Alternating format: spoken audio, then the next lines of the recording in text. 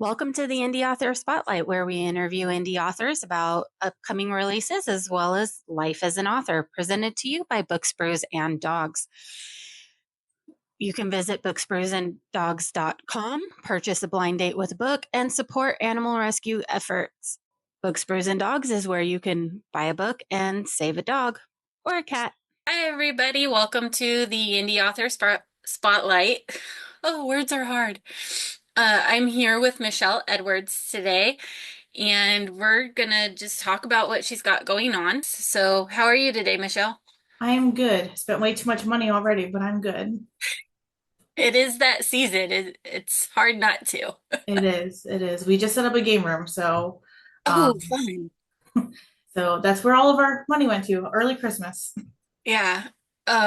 That sounds like fun. So, like, what style of game room is it? Is it like tabletop gaming or? No, my husband has pretty much every PlayStation you can think of. So like we have PS2, PS3, PS4, PS5. Oh, Um, wow. we have a Switch, and then I do PC gaming because I can't use a controller. If somebody was like, "Here's a controller, do this to get out of this maze," I would be like, "I'm gonna live here now because I will never make it out with this thing." Like I can't use a controller. I'm I'm a PC gamer, although I do have a Switch. But I'm not good at video games. I just like to mindlessly like roam There's mostly, or like world build is usually what I do. When I try to play the other games, it's almost comical. I've been playing a game on my PC where basically I build like a house on my plot, and you can just quest as your leisure, and you can like make relationships with people in town. And I just like building my plot and Oh, making my that's house look pretty. yeah, I've been playing Against the Storm. Okay. Like I'm like in love with that game. I don't know what it is. It's just I could sit there and play it for hours. Yep. Um, so let's start talking about your books because we could get on a tangent with me. Um, so I read Heart of Darkness, which is your book one for it's gonna be a trilogy. Yep. Um, so the other two books aren't out yet, but you are in the process of writing them. Yep. Yep. Secrets of Darkness, I'm actually working on now. Planning to be finished that. Originally, I was planning to be finished by the end of the month, but I'm planning on finishing up by the end of the year. And then I'll send it to my publisher and it'll go through editing and all that. So I'm hoping beginning of next year we can get it out. And then I'll start working on the final installment of that. Nice. So I liked the concept of the book. So it was a lot of fun to read. Um, it was there was a lot of like little details to keep up with it with the world building. And you really do have to pay attention because there's a couple of lines in there that are said that seem almost innocuous that actually end up being kind of a big deal. I can't Mhm. remember what they are right now. I think I know what you're talking about. I can't remember Um, exactly which ones, but I know what you're talking about. but there was one, it was like almost an offhand comment by one of the guys that they end up meeting up with. Uh, Hmm. and I should have wrote it down. I knew I should have wrote it down. I should have gone back and written it down. And but I really like the concept of how, they knew they were witches, yet they were still like outside of the witch world. Hmm. Like they didn't know all of the details of the fantastical world that's hiding. And so it has a little bit of supernatural Hmm. style elements to it. Um, well, and you have the two guys that they're out like demon hunting or fighting that they run into. And so it there's a lot of kind of small comedy hits that come with it as well. But how did you come up with the concept of being knowing that they're witches and knowing that they're part of this paranormal world, but not actually being involved in that world, uh, to suddenly be thrown into it. So, like, what was the inspiration behind that? Honestly, a couple things. So, my very, very, very first book, Curse Legacy, actually has a lot of the same type of feel that Heart of Darkness does. Um, and if you've ever seen the TV show Supernatural, Curse Legacy, you'll actually recognize quite a few similarities. Not like a whole bunch, but like, the main character's name is Dean. I originally had planned on changing his character name, but then I just liked it so much. I'm like, I'm keeping this. I'm not changing it now. Um, but so that kind of got me thinking, like, I really liked writing Curse Legacy and that series. Like that was one of my favorite series that I wrote, and it was my favorite world to be in. So I was like, well, how can I do something similar but not the exact same thing? So that's how kind of Heart of Darkness came about. And originally it was only going to be one book, and I was just going to make it a really long book, and basically all three books were just going to be one. But then as I was writing it, I'm like, okay, this is going to be more than what I expected. So then I was like, well, what if I split this into two? And then I was like, well, great, great. Now it's going to be more than two. I have more words. So it ended up being three. And I think that's where I'm going to stop. But that's kind of where I got the idea. It was kind of like a little mixture of that and not, well, I guess a little bit of a not too much of a spoiler, but spoiler is I kind of thought like have you ever like kind of like not really kind of like royalty, like mixing Hmm. that kind of life in there because you don't really see a lot of that. Well, you not too much of it in a supernatural type feel. So that's Yeah. kind of where I pulled all that from. Yeah, that's usually a fantasy world built. Hmm. Um, so yeah, it's a really interesting concept, and it was a lot of fun to read. Now, I'm interested in learning more about Tarika because she's the reason they go out on this Hmm. adventure. But there definitely seems to be something a bit more nefarious about her. Um, Yeah. Yeah. Actually, she did not start out that way. She started out as a good girl and not what she ended up as. Without giving away too many spoilers to anybody who may read it, she kind of carved her own path as I was writing, and it just kind of took a turn for what it turned out to be. But she does pop back up in the second and third book. I do have plans for her. And I do have plans to bring her back and things like that. So that'll be kind of fun. in the books, you have one, and I can't remember which is the one that was, anti-magic everything. But you have Nia. Nia and Hazel. So Nia was the one that was like anti-magic. Hmm. But there's a mention that Hazel at one point was as well. So do you learn more about why or how she came back, or is that just like that, you know, in there as a hey, everybody goes through a phase? It was originally in there as a hey, everybody goes through this type of phase, you're not the only one. Just Nia took it to an extreme. She locked everything away. She was like, nope, I'm not doing it. I'm not dealing with it. There's no way. I am human and that's it. Um, Hazel was more, you know, I don't want to do it right now because I'm mad, but and then comes back to it later. Okay, well, I do love this. This is a side of me. This is a part of me. I'm going to keep doing it. So I kind of wanted to get like kind of like the two different sides of what it could be. Nia was very against it, very, this is how I think life should go. And Hazel was like, well, that's not really how your life is. You are this. You need to follow this. But yeah, I don't plan to mention it again. I might, depending on, how the character decides, because I swear to everybody, like these characters, like people don't understand. Some people don't understand. They do take their own life and they will be like, hey, I don't like the way you're putting my story. So here's how it's gonna go instead. You hear that from a lot of authors that it's the characters really start, you kind of you get this concept for a character and you start writing it out and then the character just builds a life of its own and Mm-hmm. they're suddenly changing the book or things that were meant, that they planned on because the characters are just like, nope. So Yep.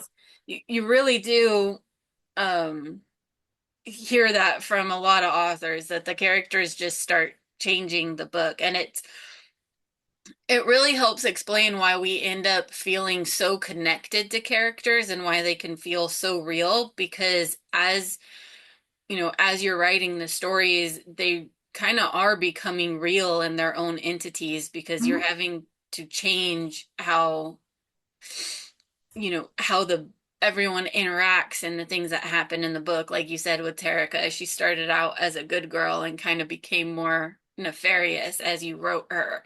Yep. Um, and so it's interesting to hear the stories and how, each author, you all have your own writing styles and your own things, but there's certain things that overlap so much Mm-hmm. with what you all say and one of the biggest is that characters have a life of their own and they really just start moving in Oh their own yeah. directions. Oh yeah, they definitely do. I didn't understand it at first, and then I started writing, and I'm like, oh my gosh, I'm like, these people aren't kidding. Like, these characters are taking my plot and changing it. Like, I used to get really upset because I'm an outliner. I outline everything. And I'm like, I'm sticking to this outline. This is how it's gonna go. And then the character's like, no, it's not. Like, I don't like the way that goes, and I don't think this is how it should be. That's actually happened in quite a few of my books. So actually one book completely changed. The entire book changed. Like I actually had to write a whole new blurb and everything for it and send it to my editor and be like, I'm so sorry, you need to change it back now. Like my characters were like, we don't like this story. Oh, that's hilarious. So you have quite a few published books. Mhm. So if you look at your website, there's a lot, and a lot of them are also on Kindle Unlimited, Mhm. which is nice. So I have a few more picked out that I want to look into. But paranormal isn't the only thing that you write. You No. write a lot of um I know the word, I've used it before. Contemporary. Thank you. I'm like, where did it go? I Oh, do. And a lot of my contemporary do focus on military. yeah. So, what is your what inspired you to go from contemporary to paranormal or paranormal to contemporary? Which was your first? What kind of how do you, the inspirations differ for writing each of those styles, or do they? So I started with paranormal. My very first book is Cursed Legacy, and that was my pretty much my first series. I honestly did not start writing military until my husband and I got together. Um, I don't Google things when it comes to setting my military books. I will ask the source basically. I can't tell you how many times I call my husband in the middle of the day and I'm like, hey, I have a question. How does this work? What happens when this happens? There was a point in time where when I first started writing military that I would just get on his Facebook. He's like, just get on my Facebook and ask people. So I'd be like, hey, this is actually not my, not James. This is Michelle. I have a question. And I'd be asking all of his people that he served with. And I'm like, I need to know this, this, this, and this. And they have been on it. I mean, they would answer my questions, they would go above and beyond. They'd be like, message me anytime. One of my book covers is actually an actual uniform for somebody he served with. Oh, Um, wow. she's still serving today. I cannot remember what she is, but she's very high up on the enlisted side. But one of the book covers actually has her actual uniform on there. She took a picture of it, so I actually changed my character's last name to match hers. But so yeah, paranormal was first, but contemporary kind of like I like the I'm one of those people like I do like the Hallmark movies. I can't help it. Um so I I like those type of stories and things like that, the small towns. Yeah. So that's kind of how I got into the contemporary, and like I said, most of them are military. There are some that aren't, but most of them do have a military theme to them. Yeah. I'm with you on the Hallmark movies. It's like one of those guilty pleasure type things. And Mhm. sometimes you're watching it, you're like, why am I watching this? But you Yep. can't stop. If you're just like, this is horrible, but it's so good. It's Oh like, yeah. it's so bad, it's good type of, like campy horror. Like, it's like campy romance. I don't know. It's like, I understand. One of my favorite ones they used to show all the time is The Good Witch. Like I could just sit there and watch that all day long. Yes. Yes, I love The Good Witch. Actually, I first saw Catherine Bell, who's the main star in The Good Witch, in Army Wives. Oh, I So didn't know she was in that. yes, yep, she played one of the main four or five, four, I think it is. No, four And girls and a guy, yeah. I remember her from Jag when I was little. Yes. Yep, So my parents used to that's where I remember her from. Yep, my parents used to watch Jag all the time, and but yeah, so that's where I first saw her, and I was like, oh, she's in the Good Witch. So I watched the Good Witch movies, and I watched the Good Witch TV show. Every Halloween, starting October 1st, because I'm such a weird person. I will actually make a list of all movies that I that I watch, and I will put them down on whatever day. So like Halloween Town, like I'll watch those on the weekends with my husband. I loved Halloween Town. Um, but like the Good Witch, like all of her Yeah. specials are in there and things like that. So like I would watch all that. I've actually met four of the people from Halloween Town. Oh, cool. That's cool. So but yeah, so the Good Witch, I definitely I get that one because like I said, I watched that a lot. Yeah.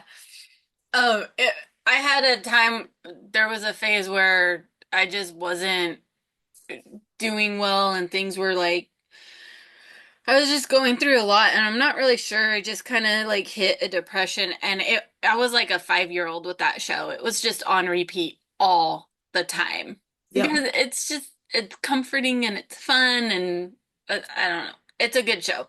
it is. It is a very good show. Yeah, I think I'm gonna have to add that to my next list to watch because I work from home, so I had the TV on usually in the background.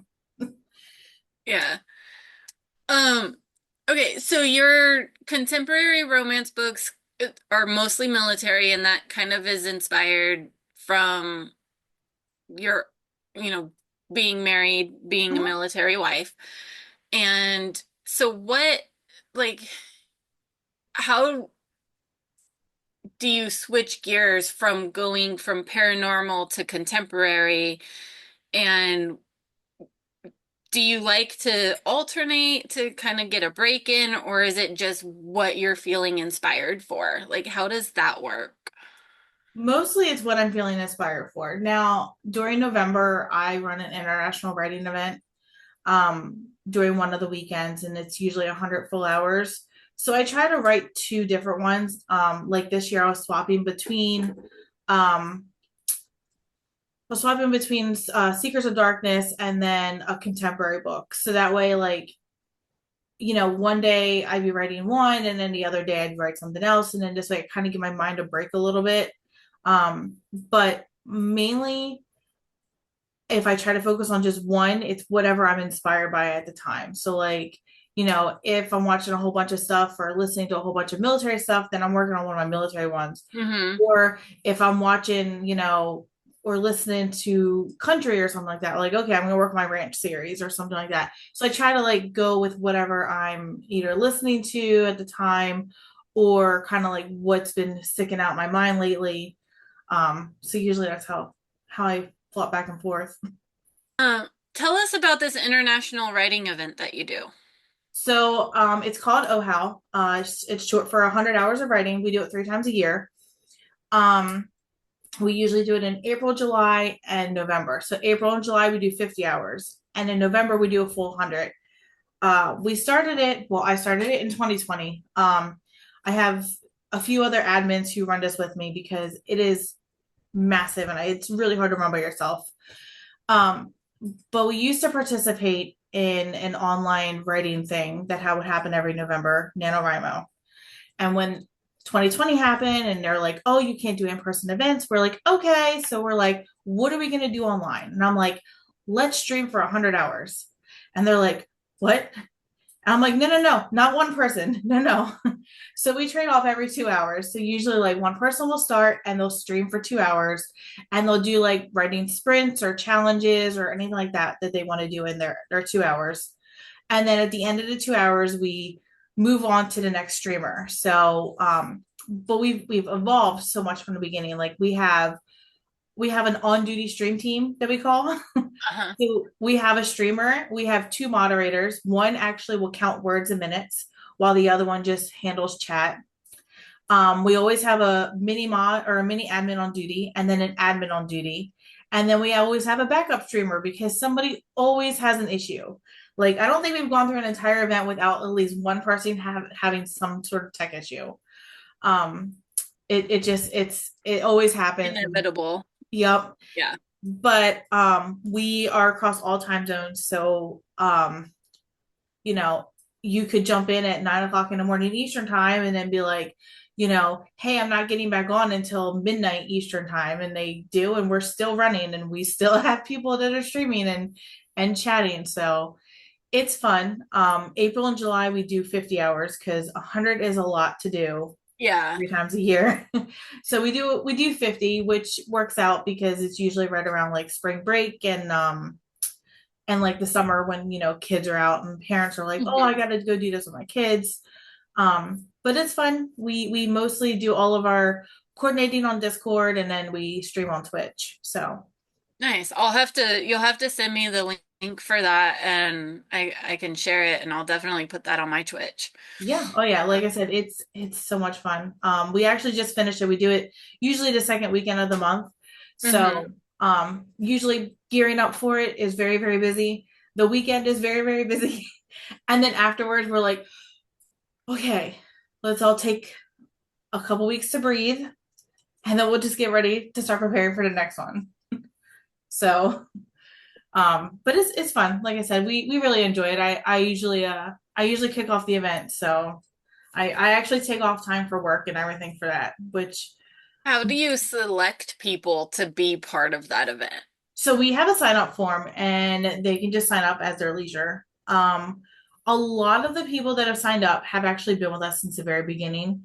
Um, Originally it was just for municipal liaisons through NaNoWriMo. Uh, Mm-hmm. and then we're like, you know what? Let's expand it and let anybody volunteer with us. So we did, and it was anybody within NaNoWriMo that wanted to volunteer. And then when NaNoWriMo was started shutting down, we're like, let's expand it to anybody. Like if you are a writer, let's just get you in here. And that's what we've done. So we have several writers. I mean, I think there was a couple events in April or July where we had 25 separate streamers. Like we did not have anybody double up, which was Oh, wow. amazing. Um, this November, I think it was kind of quiet. So we did have quite a few of us double up. Like I doubled up, and a few other ones did as well. But yeah, like it's pretty much open to anybody. We have the sign up form on our website. When we open it up, we tell people go for it. Sign up. Um, Usually, if people haven't streamed with us before, we tell them the best thing to do is moderate to kind of see how the event goes. Mm-hmm. Because it can be a lot. I'm not gonna lie to anybody, it can be a lot, especially when you were brand new to this and you're like, oh my gosh, like, and we're so organized now that like we have things down to a science, and people are just like, wow, like okay. And then, like I said, I mean, we even have notifications that go out like 15 minutes before the new stream happens, and we tag everybody, and we're like, all right, are you ready to roll? That is crazy because I only do 2 interviews a month, Mm-hmm. but it's just me and I struggle like trying to schedule those interviews, making sure I've read the books in time, making sure that I get notices and trying, a lot of the people I interview are international, and so figuring out those schedules and I'm only working my schedule and one other person. So I couldn't imagine, what it takes trying to get 25 people organized to do an event like that. The first year, I will tell you, I was pretty much by myself because I didn't have the other admins on staff yet. Well, I say staff, but basically volunteering yet. And I had sticky notes all over my living room, like just trying to figure out time zones. I'm like, okay, if it's this time here, what time is it here? What time? And I'm like asking my husband because he's like a math guru, like he can do math in his head so fast. And I'm like, what's this minus this? And he's like, this. And I'm like, okay, this is this time. Like I was trying to set up all my sticky notes so like they could like go across like the world Yeah. just to like figure out like who's where. It was a headache and a half. And I then I know. just started being like, you know what? Just put yourself on a schedule. I don't care where you go. Just put yourself on the schedule. So Yeah, that, I did a interview with a lady in New Zealand, oh my and gosh. I have another one coming up with a different author from New Zealand, and I was I kept thinking like we were on the same day because there's a point in time for like 3 hours where we are, but then they end up a day ahead. Hmm. And so I kept getting so turned around. Like, no, it's this day. And she's like, no, it's Saturday. And I'm like, no, it's Friday. And I'm like, oh my God. So I couldn't imagine having to do that for multiple people. Like, it's hard enough sometimes just doing One. one because like and it was really hard when I switched from Central Time Hmm. to Pacific Time Oh my because gosh. then the time zone differences changed and I kept forgetting I was on Pacific Time and not Central Time. So I'm like, where everyone was only 1 hour ahead or 1 hour behind. It's 3 hours difference now. I'm like, what Yeah. is happening? Yeah, one of my admins is in Australia, and like usually, and this is like so bad, like usually the times that we are online is like between like 5 a.m. to 7 a.m. Eastern time for me, and then like 5 p.m. to like 7 p.m. Eastern time because like it's just so weird. Like right now, I think that she's like asleep, so when she gets up later, it's gonna be Saturday, and it's still Friday for me, and I'm just like I don't know what day it is anymore. Like like I tell her like just figure it out. Like sometimes I actually have to go to on our streaming schedule, we actually have a Mhm. little block where you can put in your time zone. So like for like Eastern time, we put in like -5 and it changes all of the times to your specific time zone. Oh, nice. So like everybody can go in and be like, okay, well, here's my time zone, and they'll put it into the little box, and then it pulls up all the times, and they can select when they want to go. And then when I go in there to do like the scheduling and stuff for like social media, I just change it to -5, and I'm like, all right, now I know what time it is for me, so I know what time to schedule these. One of those times where technology is actually helpful Yes, when it's yes. not breaking down anyway. Yep, my one admin set that up, and I bless her every day that I have to go into it. That I'm like, this is so nice. And Well, it makes me lazy.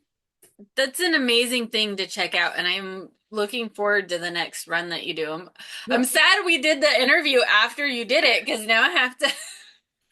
Oh my gosh, but and I honestly like I why it kind of sucks. I'm kind of glad because like the weeks before it are so hectic for me. Like Mhm. I have to schedule 50 different streamers on Twitch or on Facebook. Thankfully, Facebook and Instagram are together, so I can just do one and they both pop up for me. Yeah. Um, but I have to schedule those, and now I have to make extra graphics for different things. And everybody's like, "Oh, well, can we put it in Eastern time and UTC time?" So I have to make two separate graphics for everybody. And I'm like you guys are lucky that I like you so much because if not, I would not be making all this stuff. But Yeah. it's very It's hectic the weeks it's before. a lot of work It to is. do that and make those. advertisements and the blurbs, and like Mhm. even though it seems like a simple thing, it's just it's hours of work for Oh, yeah. one little thing that you do, and it's a lot of people don't realize like how much work goes into all of that. So, um, speaking of work, how do you get so many books out? Like, what is your writing process? So well, how I have so many books out currently is I blame my publisher. 100%. It is entirely her fault, and I will blame her until the end of time. When I first started publishing with them, she and some other people they kept running what they call shop series books. So Hmm. like Donut Shop and Soda Shop, and they're like, "Do you want to join this?" And I'm like, sure. And then I'd come up with a story idea, and I'd pretty much be like, "Okay, this is when it's due. This is how much time I have to write it." Um, my husband is amazing. He makes sure I never miss a deadline. And by that, I mean, he will find the dumbest things that he can find on television to watch. He will play the games that I absolutely can't stand to watch him play. He will, he'll do everything under the sun to make sure that I never miss a deadline.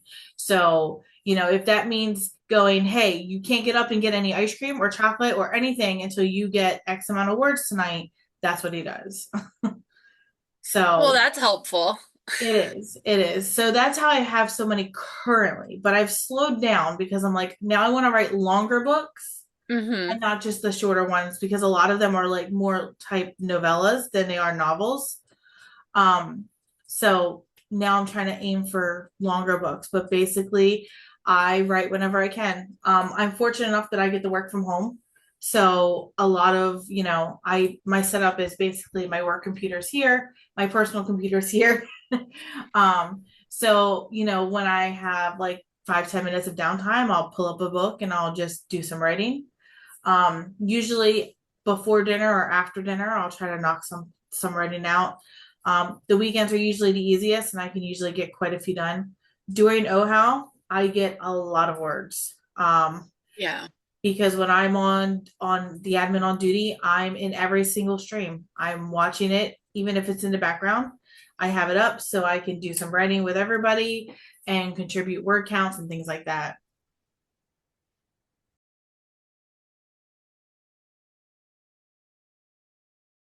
You said you're an outliner, so explain what that means. So I do my outlines probably different than a lot of people. So what I do is I come up with a general idea. I have a very weird process when it comes to writing. I have to have a general cover idea. I have to have general idea before I do a lot. I always have my character names before I start writing. Before I even write my blurb, I have my character names. And then I write my blurb, and then for my blurb, what I'll do is I'll write like a overview outline. So I'll be like, okay, here are the 5 or 6 main points that I want to cover in this book. These are the biggest conflicts that I can, that I want in here, or these are the most important things that I want in here. And then I'll take each one of those and I'll basically narrow that down and I'll do like like kind of like sub information. So there's the big category and then there's little tiny categories of okay, so because of this conflict, these are the things that are going to lead up to it. These are the things that are going to happen during it and after it. And then I move on to the next one. So I kind of write the whole book, but then I just go and I just detail everything out. Okay. So how did you write your first book? Because you don't like that takes a lot when you finally sit down and go, okay, I'm going to do this. So, like, what was it that made you kind of just go, that's it, I'm just gonna write. I'm gonna put it out there. Honestly, I give a lot of that to NaNoWriMo, because November really made me write. Every November, they would have their 30-day challenge, and I would just be like, okay, I have 30 days. I need to get this book out no matter what. So basically for my first book, I think it took me 1 November to write it, but it took me a couple years to polish it up and things like that. I actually had somebody, I sent it to somebody for editing and they didn't do any editing. They just held it for like a year. And I'm like, okay. Um, but with my first one, it was, I was like, I have 30 days. Here's the idea that I want to do. Let's just roll with it. And actually, at the time, I was really big into watching Supernatural because I came into it late, like watching the show late. Mm-hmm. Mostly because I'm a chicken and I was like afraid of the Bloody Mary episode. So I refused to watch a show when it first came out, even though my sister is like, just skip it. And I'm like, no, I can't just skip it a whole episode. Like, I have to watch it. So, Yeah, that would drive me crazy. Like I have to watch things in order, even if they don't need to be. I yep. can't not. So I couldn't just skip it. And I'm like, I can't watch it yet. Like, I'm too scared. But funny enough, actually, that is not the worst episode they have. Like, Bugs is really bad. And thankfully, my husband kills bugs for a living because I can't deal with those either. But yeah, so I just sat down in November and was like, all right, let's go. We have to knock this out. Like, we have 30 days. Let's roll. Um, and I just started writing, and I don't know that I had much of an outline. I had an idea, but at the time I didn't really do like the big outlines that I do now. I was Mm-hmm. just like, I think this is what I want. Let's just see what happens. And I will say that the book did change from my original view. But I really like the direction that it went in. So Nice. So your outlining process has developed over the course of your writing to then. yep. Oh yeah. I have an entire spreadsheet that I will actually detail everything out. I have it sounds really crazy. I have an entire tab for just like character names for all my books. Mm-hmm. And it actually will say like, let me see if I can find it. These are like in really, really bad alphabetical orders.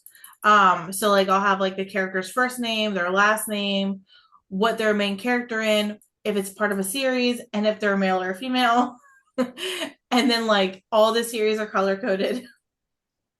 So like it is it's crazy. But then this way I'm not reusing like the same name like 7 or 8 times in 7 or 8 different Yeah. books. That's one of the things that I think I would feel is the hardest and that a lot of authors have said is difficult is coming up with the names and deciding on names for characters Oh yeah. to make it feel real, um, especially for fantasy books, the ones in fantasy, because you can't just use Joe or Mhm. or Yep. Dean or like because it pulls you out if it sounds too realistic, it pulls you out of that fantasy oftentimes. So Oh yeah. it's it can be kind of daunting coming up with those names, and so I could see like needing a system to make sure you didn't reuse it consistently. So what is the favorite book you've written of yours so far? Curse Legacy. The first one? Yep. Yep, that's my debut baby. It is still my favorite. I mean, I love all my books, but if I had to pick one, that is the one that I sell the most, and that's the one that I I really really like. It's just, I feel like it went really well. It went in a great direction. And I think it really set things off for my writing. What book are you reading right now? Reading. So I actually just finished reading a book called Of Blood and Bones for a book club. And I'm going to start reading I don't even know what the title is. Um the Cunning Cottage book. Hold on a second. Let me see if I can find it. Um it's for my book club. Like I read that's how I Uh-huh. actually read my books, is through my book club, because if not, I'm really bad at just sitting down. I did recently finish rereading Lover Eternal by J.R. Ward, because I've been watching the series on Passionflix, because I'm a Hmm. huge Black Dagger Brotherhood fan. Um, and yeah, so like I will reread those books all the time. Let's see. The Cunning Folks Book of Cottage Witchcraft. That's what it is. Almost couldn't find it, but yeah, I just purchased it, so I'll start that in 2 days, 3 days.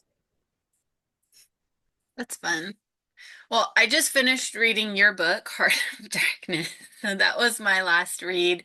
What what's your favorite thing to read? Like genre or like book wise? A little bit of both. So like genre, favorite author, favorite like So for genre, like I guess it would be what I actually write. So paranormal and contemporary. Like I have a paranormal series that I absolutely love, and then I actually have a contemporary series that I'm so in love with that I stumbled across in the airport. So now I'm like, it's one of my favorites. My favorite author is J.R. Ward, and it will always be J.R. Ward. Her series for Black Dagger Brotherhood really inspired me to actually write more, mhm. um, and keep writing and things like that. So that was really cool. Um, and her world, you can just, her Black Dagger Brother, her world, you can fall so far into. It seems so real the way that she does everything. And I like that she does like the Brotherhood lives in a mansion, and she actually has maps like um when you pre-order some of her hardback books, because most of them are paperback, Mhm. you actually can get copies of like a map of their mansion, which is really cool. Oh, that's fun. So, but yeah, for favorite author, that's her. For favorite indie author, it would be Erin Lee, who's actually my publisher, but her books are very, very different, but very interesting. They really pull you in. She does a lot of, um, like psychology type, not like learning books, but like they Mhm. really have like a psychology like feel to it. Like, um, if you were interviewing, or if you were, talking to somebody and they're giving you their life story, like she really goes into some really good details about things. So Oh, that's interesting. I'll have to look into that. I like stuff like that. she also has a very interesting book series with somebody else. Um, and it's it's very weird, but it's very good. Like I read one of the books while I was actually on a travel agent work trip, Uh-huh. but they call them the sex doll series. And I yeah, think I've heard of that actually. like I forget how she came up with the idea. I think she was watching YouTube one day and she like stumbled across some person unboxing like a doll, and she's like, "Oh my gosh, like this would make a great series." And now she's like, "I have to write it." But like I think the one I was reading was like they go to like the Amish country or something. It's like so far out there. But it's so interesting. And like I said, I was just, it's one of my favorite series that she actually writes. So Yeah, I like books that kind of have to pull you out and are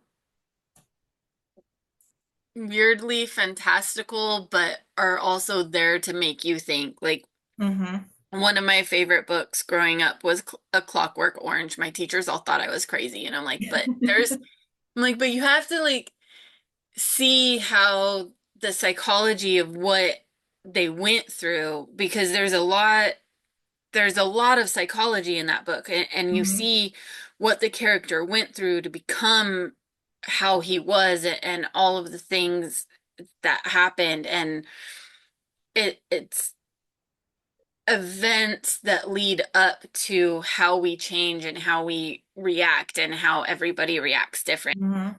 And a lot of people read books and it's fun and it's escapism and it's great, but in every single book there is a story there or some kind of element of teaching that you can find in just learning to understand things from a different perspective. And so it's really neat when the psychology aspect of it is delved into. Mhm. So I always find that interesting when they do that. How long have you been like how long have you been writing versus or wanted to write? Have you kind of always as a child, or was it something you came into later in life that you've just felt drawn to do, or like what inspired that? So I actually started writing when I was young. Um, I was that kid who would sit in the back of the bookstore and sit on the floor and flip through like, the Babysitter Club type books and things like that. Mhm. Like I would be reading them or reading other random books, and I would just be like, man, I hate this ending, or this is not what I wanted this phrase cost like this character to do. Like I wanted them to do something different. So I actually started writing like fan fiction type books with another friend of mine. We would actually talk mainly on the computer, and like I would write like a few sentences or a chapter or a paragraph, and then she would write off of that, and we would just keep going back and forth, and we did that for a few years. um so I've always wanted to write. My mom used to try to write, like she used to write manuscripts and stuff. She never did anything with them. I think they got lost in one of our moves or something. But Mhm. I feel like, so I've always done it since I was little. I didn't start getting published until 2018. Um, and the day that I actually got accepted with my publisher was actually a very bittersweet day. And I actually explained this story to my publisher. And it's one of her favorites now. Um, the day that she sent my email to be like, hey, we're gonna publish your book, um, that would have been one of my that would have been my father's birthday, but he had passed away a few years prior to that. Mhm. But what makes it even worse is that exact same day that she sent the email, I had been up for hours because my grandmother was in the hospital and had Oh, actually passed away. oh, And so I'm upset because my grandmother just passed away and it would have been my dad's birthday. So I'm like so sad. And then I check my email a couple hours later and I'm like, you got to be kidding me. I'm getting published. And my husband's like, what? And I'm like, she just sent me the email like she's going to publish my book. And so it's one of those days where I'm really really sad, but at the same time I'm like, okay, maybe it was a sign from them that, hey, we're gone, but here's something really good to happen on this day, so don't be sad. um yeah, a little bit of a light in the darkness. yep. So I've been published since 2018, but I've been writing since I was probably 10 maybe. Wow. um Even if it's just like little tiny stories or something like that, like I've always loved writing. Um, I'm sure I have, like I come across them all the time. Like I'll find like little pieces of a story that I wrote and I'm like, what is this? And I'm like, oh, okay. I don't think I can fit this into anything that I have now, but I'll just save it in case I need it for later. Nice. What do you think is the hardest process of writing for you? It used to be endings. I used to really suck at getting the endings. Like I just didn't want the story to end, so I just didn't end it. And it just kept going. And it would just be a whole bunch of like blah and like crap. And then I'm like, okay, this isn't working. So it used to be endings. Now I think the hardest part is just, as bad as it sounds, it's figuring out what I want to write. Because my problem lies where I'm like, oh, here's an idea, here's an idea, here's an idea. So I have like 50 ideas, and then I'm like, well, which one do I work on? Because I want to work on all of them now, and I can't just work on like 20 different story ideas in one shot. So I think that is probably the hardest part for me, is just figuring out what I want to sit down and be like, what I want to write. Because I just want to work on all of them, and I want them all to be like at the same exact time. Yeah, I could see that. I could see that being the hard part. Go get him. Sorry. I'm Okay. watching my dog in the camera and he's just like kept poking it. Are you done yet? But Mine he's are hanging out with my poking me. husband. The and the pit bull's been hanging out with grandma. I'm pretty sure I got traded in. Like first thing in the morning, he's like, "Would you get up and open the door? I want to go see grandma." Like, I have to bring him in here and close the door so he leaves her alone. She can actually sleep. Oh my God. He's just been so good today. So, this is Perrin, named after Perrin from Wheel of Time. Aw. Yes, which is one of the book series that, my husband and I had bonded over and connected with. So, Mine are, like I said, they're in the other room, but I felt traded in last night. We had a friend come over and he had stayed with us for a few months. And it's funny because both of his kids wanted to sit on either side of me. So they were like glued to my side. But both my dogs were like, bye. And they were like glued to him. And I'm like, so we traded children? Because like my two are over there with you and your two are like glued to me over here. So the experience of somebody new. I joke with everybody that when he came to stay with us, my dogs basically took custody of his two kids. And people would laugh, and I'm like, no, you don't understand. Like when the baby would cry and we would pick her up, my one dog would run over to us and be like, why is she crying? Why are you touching her? What are you doing to her? Are you breaking her? Like he would like be so upset that we were touching her and she was still crying. I'm like, chill, she's okay. Like he'd come with us to like put him in bed. He'd come with us to like get him up in the morning. Like he had to be like making sure like, okay, they're still okay, right? Like they're good. So yeah, like my dogs pretty much own the two children every time they are here. So Aw. Yeah. I think it helps that my grandma's got an electric blanket, so they're just, and he's a pit bull, so of course he has to have his blankie. yep. And grandma's got a nice warm blankie and she'll snuggle up with him and they just lay there and watch TV for hours on end. Yep. I have two pit bull mixes and we have to have blankets for them because if not, I mean, they don't want anything out. They want to be snuggled up in their blankets. They're like, Oh yeah. this is my life. When I go to bed, I have to put like two blankets off to the side because inevitably he will steal my blanket in the middle of the Mhm. night. And so I'll grab another one and he'll manage to get that one away from me. And I wake up and he's like rolled up, he's like made his own little mat on the bed and with one blanket and using and I'm like, really? Like, can't have all of them. You have fur, I don't. Like you have to share. Like, please. So, well, it's been a lot of fun hanging out and talking with you, and I'm super excited about getting to read more of your books, of more of this series, Heart of Darkness series that you have, and checking out some of your other books when I have some in between time from reading for the interviews. Do you have, other than the Heart of Darkness series, the next two installments of that, do you have any other projects in the works? I do. I do. I have a lot actually. So I actually have another military project called Limits of Loyalty.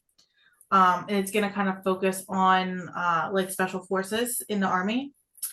I have a ranch series that I'm going to do. I'm not sure if it's actually going to be a full blown series or not. I did recently publish a royal story, which is called The Royal Backup, and it's not about the heir taking the throne. It's about the backup taking the throne because the Mhm. heir, passes away. And I'm actually joined a series called Agents of Star. And I will be doing a couple books for that as well. So that's quite a few Yes. things going on there. How long does it take you to write a book on average? On average, it could take me between, depending on the size, anywhere between a month to 2 months. I try to do 1,000 to 2,000 words a day. Hmm. Um, you know, that could be anywhere between 30 to 40 minutes or hour and 15 minutes of writing a day.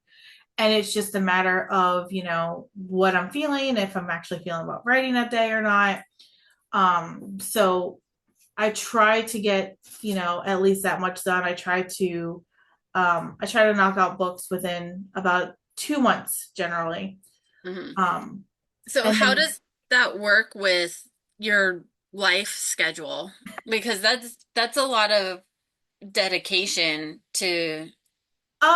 I mean, it's pretty much like, like I said, I work from home, so I can do it when I have some downtime. I used to do it on my lunch break, but now I don't really take a lunch break anymore.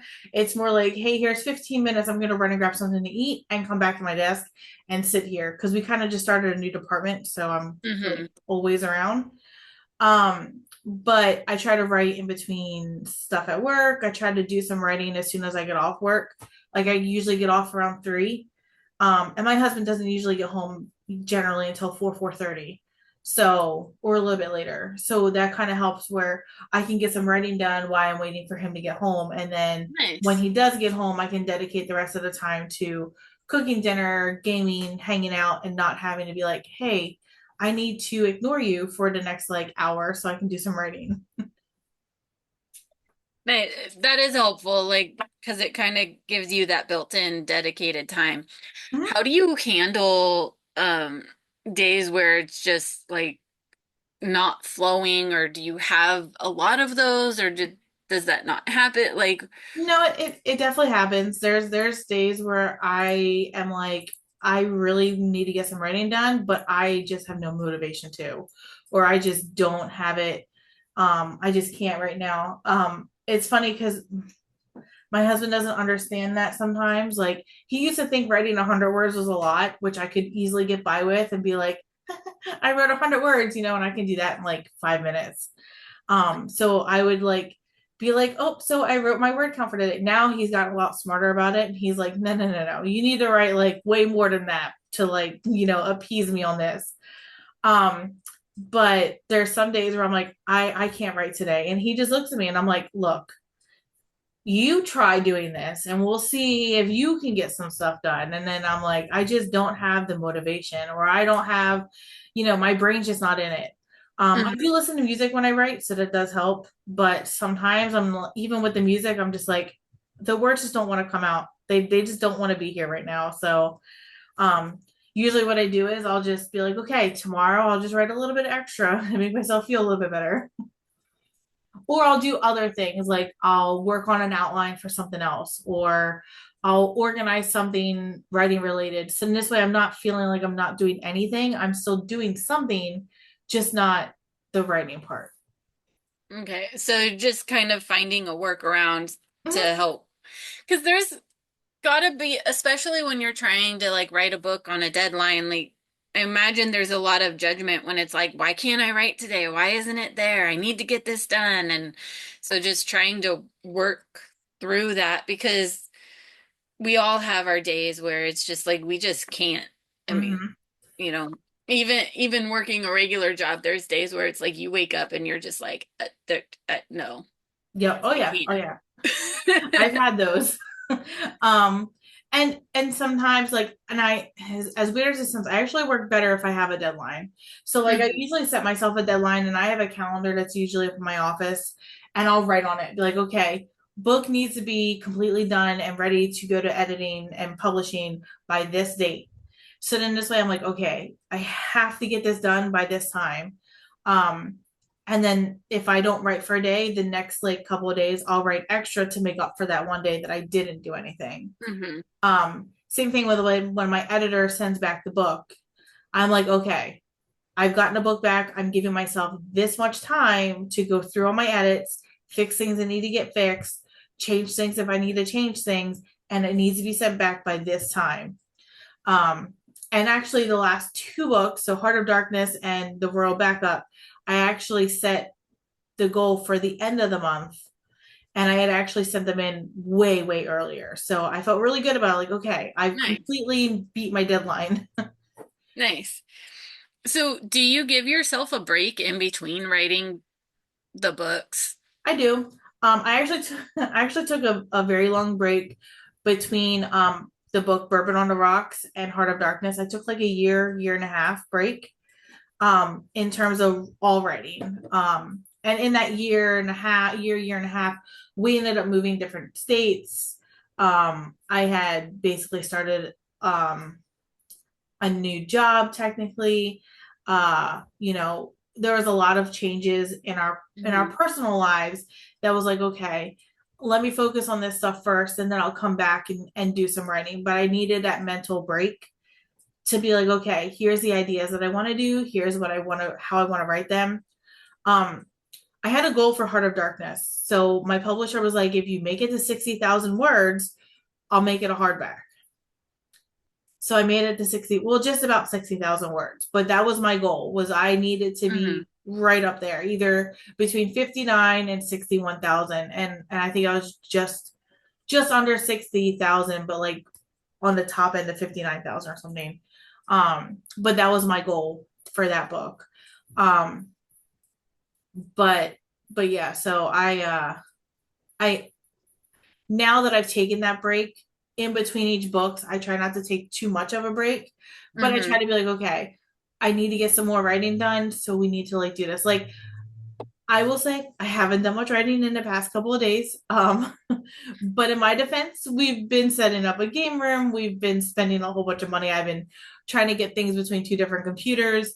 Um, and we've just been kind of last weekend we had our friend's 1 year old come spend a night, and I did not realize that children can defy the physics and logic. I mean, she took up an entire king size bed by herself, and I'm like, how do you do this? Like you are a tiny, tiny little thing. Like, girl. I will tell you, it was probably one of the worst nights sleep we ever had in our entire lives because she kicked us and headbutted us and twist and turn, and I'm like, where is my bed? Like, we bought a king size bed because we wanted the space. Yeah. She somehow made that entire They, bed oh hers. gosh. Yeah. And I just I laugh about it now. Like we talk about it and we were talking to her dad about it, and I'm like, I don't know how she does it. And he's like, kids can do that. I'm like, oh no, your kid is tiny. I know this because I carry her. Like I sit on a couch with her. She's tiny. But when she lays in bed, she's like a giant somehow. And I'm just like, I told him, I said, next time she spends the night, you gotta give me her bed because I can't have her in mine again. So I haven't done much writing lately, but I plan on getting back to it, especially now that the game room's pretty much done and I can write on that computer too. So my plan is in between some of the games, I'll just have my like word up on my second monitor and just be like Mhm. bouncing back and forth. Yeah, it's interesting. So, um, when I was at a desk job before, I took on the caregiving role and kind of went back into being a grocery clerk. Um, I had a desk job and we only had one monitor. My home monitor is three screens because if I'm playing a game, I've got either Twitch and or a TV show going in the background on one, and then I've got the other screen where I can look something up real quick if I need to because I can't figure something out, or and I'm like sitting, I go to work and I have one screen and I'm like, how does anybody live on one screen? I am the same way. So originally I was not gonna have two monitors for my game for the game room. And the more I thought about it, the more I'm like, I don't think I can do this. Like I'm gonna need a second. See, and I'm an idiot, and I tell everybody this. I've had a laptop for the longest time. I love my laptop. I will forever keep using this. I just bought a desktop and I forgot to buy speakers. And I'm sitting here going, where's the sound? I can't hear anything. And then I was like, oh my gosh, I need speakers. So I had to like call my husband. I'm like, I need to add something else to our list of things to get. And he's like, why? I was like, because I forgot speakers. And he's like, what? And I'm like, there's no sound on my computer. So he's like, oh, and I'm like, and I have to be able to hear the games and hear the things Yeah, that I'm you doing. can't.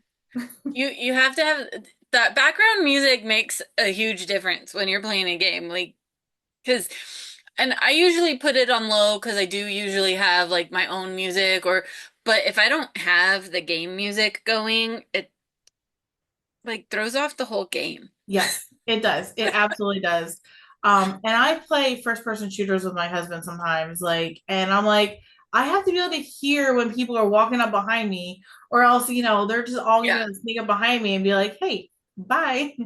So I'm like, no, I need, and I've been playing like a game called Paula where I can like build my own house and stuff. And I like hearing their background songs and I like hearing my character run around and things like this. Like I want to hear these things. Yeah. So, I so know. yeah. It drives my husband crazy. He's like, "How do you have a TV show going and the game going and both sounds going and Mhm. not be going crazy?" And I'm like, "I can't not. I don't know. I have to have both. I Yep. I can't." have to have it all. Normally, so when I work, I normally have my work laptop set up. So I have my work laptop and then I have two monitors for work because thankfully they did send me two for that. I Nice. had to beg for it, but I did get them both. And then I usually have my laptop screen and my monitor for that. But then I also have my TV going in the background. Mm, And like people are like, so you're looking at like six different screens, and I'm like, basically yes. I'm like, I have like six different screens with things on it. I said, but I promise you, like, I can see it all. Like, the only thing I can never watch while I work is a TV show called Switched at Birth because um some of the people in there are deaf, so when they're talking to each other, you can't hear anything. yeah. You have to read the screen, and I'm like, I That can't. is a good show. It Also, is. It I is a like very that good show. show. So that is the only TV show that it's really hard for me to watch when I'm like trying to do other things because I have to stare at the screen and focus on it. Hmm. Even if they're talking, like I can understand a lot of their sign language because I have been learning sign language, so I can understand a Yeah. lot of it. But there's some of it where I'm like, I just need to be able to read the screen and pay attention. So, Yeah. um, but yeah, so I totally get having a double screen. So I told my husband today, I'm like, I think I want a second monitor. He's like, okay.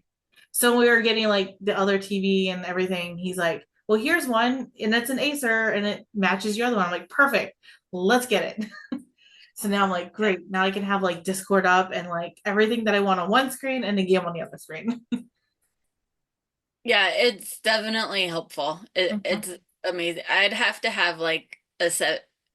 I've thought about just like getting a 70-inch TV and using that, but I'm not sure like having the divisions in the screen would work because I'd have to have, because all Mhm. the windows wouldn't be able to be full screen.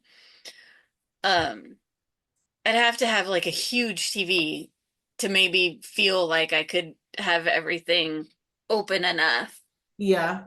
But then what do you do? But then what do you do when you want when your game takes up an entire screen? Because like Against the Storm takes up the entire screen, so I'd have a 70-inch. Like a big 70-inch like game. Yeah. So we have to, if you're reading Heart of Darkness, or if you've read Heart of Darkness, we have to wait until January. Probably after that. So I'm gonna see if I can get her to do it before April. It all depends on the editor, and I know the editor has been going through a lot of stuff with her husband.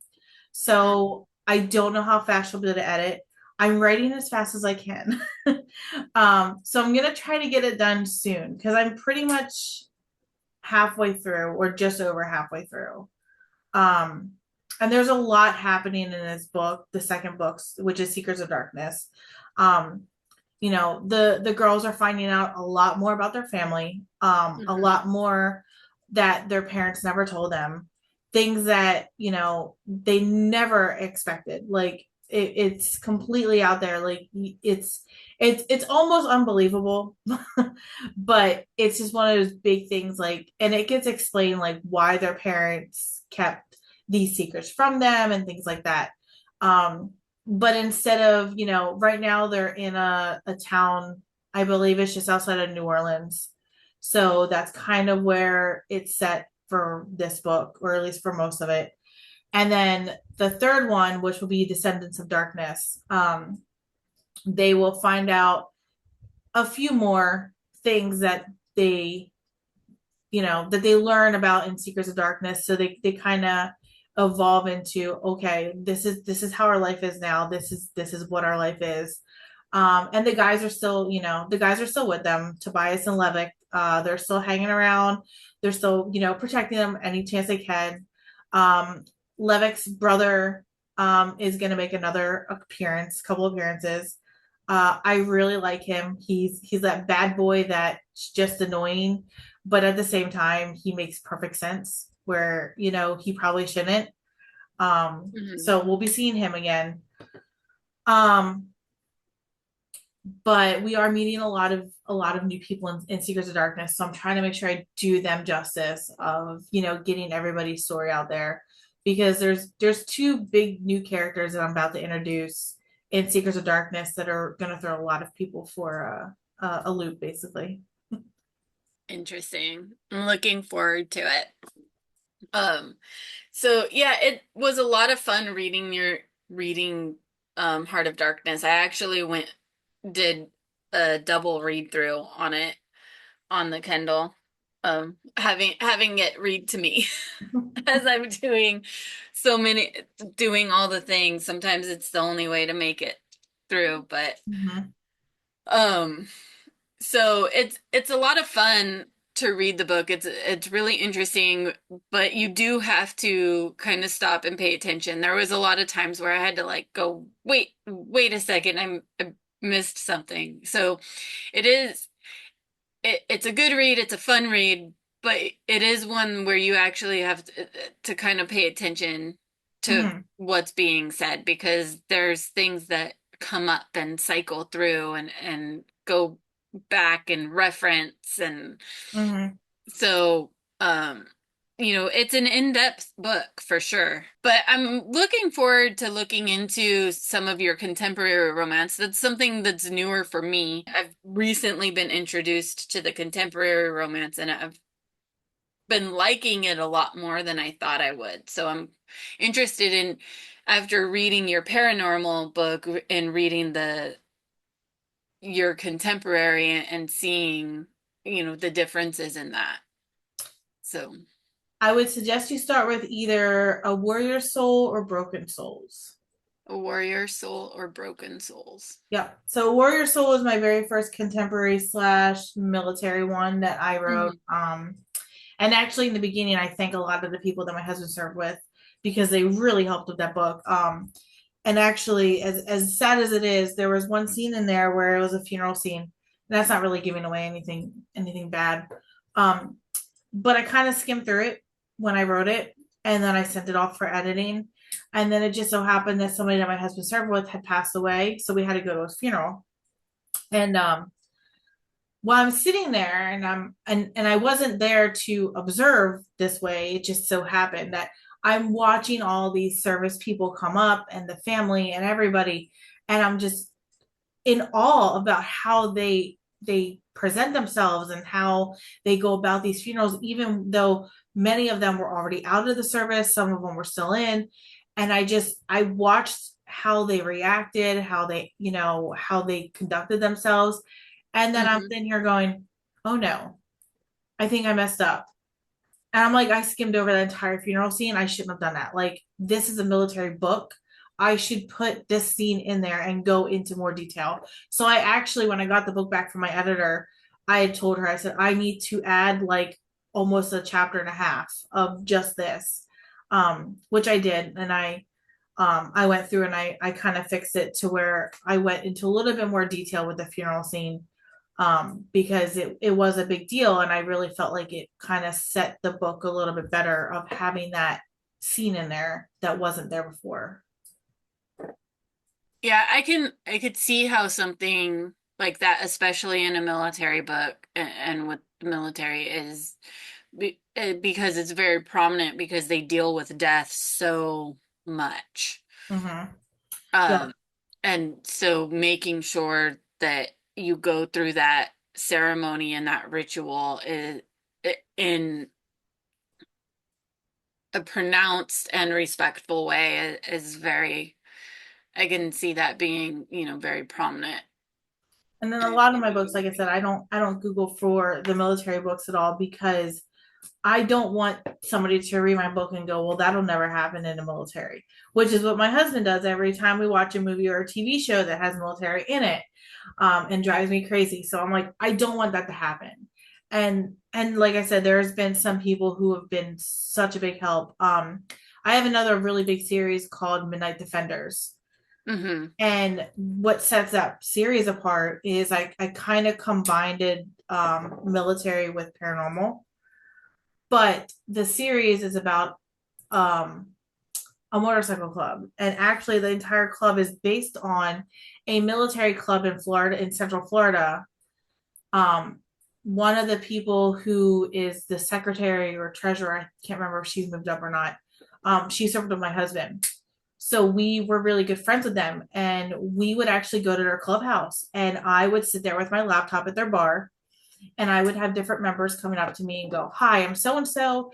This is my position in the club." And they'd sit down and they'd be like, "This is what I do. This is how I do it. This is, what a normal club meeting looks like for me. This is what a normal club event looks like for me." And they would go through all the details for me.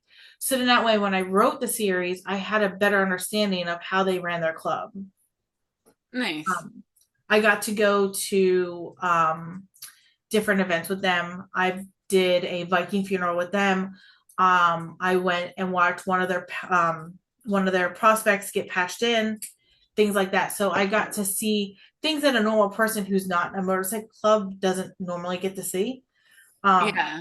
but because we are so good friends with them, they were like, and they knew what I was doing. Actually, at the one woman, her name is Danny, at her wedding, she was like, bring the first book of the series because I already had that one published. And I'm like, Yeah. I only have like 10 copies. She's like, bring them all. I'm like, why? You're getting married. She's like, just bring them. I get down there after she gets married and we're like at the reception. She's like, go get your books. And I'm like, what are you doing? She had like half of the club buying my book and signing them Oh, at wow. her wedding. And I'm like, Danny, this is your wedding. She's like, I know, but you're writing this book about us. So, like, at the time, I had all the book covers done, and they were like, can I see who my book cover would be? So I would show them, and they're like, man, I wish I looked like that. Or like, they would be like, let me show this to my wife. But like, this is what I could look like. Like, they were just like joking. It was so much fun. But yeah, that whole book series is about them. And at the beginning of every single one, I do thank their club for basically being so generous to let me in the way that they did. Nice. That's really cool. That So, what a fun experience to get to have like and such a cool way to be able to research a book, mhm, to go and actually experience it instead of just Googling it and saying, what would this look like? Or mhm, is like Google is great, but you have to know how to filter through the nonsense to yes. find the actual factual stuff because there's so much misinformation out there about things. Um and things that people just put out there because they think it's true.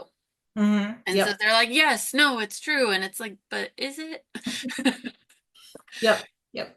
That's what So I it's, said. I make sure that I do them all justice when I do stuff like that.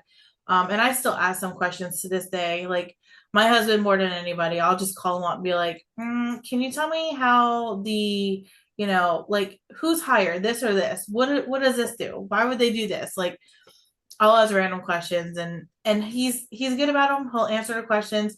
If he doesn't know the answer, he's like, here's who you need to talk to. So then I go message that person. that's really cool to be able to use, that well of information and have that going. So, well, we've been talking for quite a while. I always tell myself I'm gonna make it an hour and I can never make it an hour. We end up always just talking and having such a good time. I can't make it less than an hour and a half, it seems.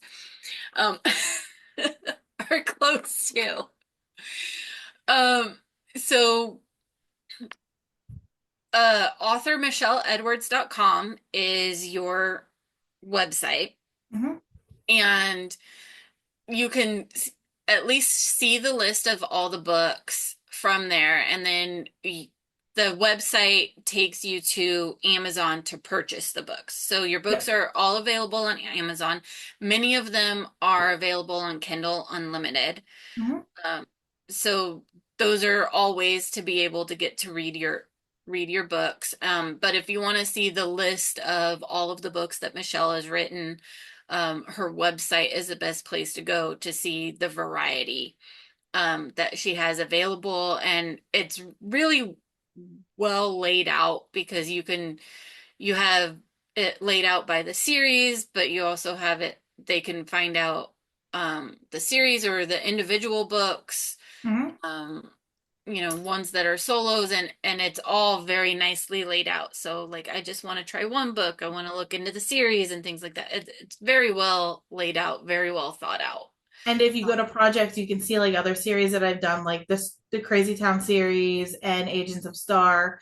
But you can also Yeah. see all the stuff that I'm planning on doing. So like Limits of Loyalty is on there, the Ranch series. And it kind of just gives like an overview of like the Ranch series. It'll tell you who the characters are, and things like that. And as I have more information, I'll be adding those to that as well. Yeah, and you have the what's coming next section, so which has the Darkness trilogy listed for the final two, your Limits of Loyalty, which the Graves Ranch and Agents of Star, which are all things that we touched on just a little bit. And so those are all listed on that. So definitely check out her website, Michelle author michelleedwards.com, and I'll have that on the screen as well.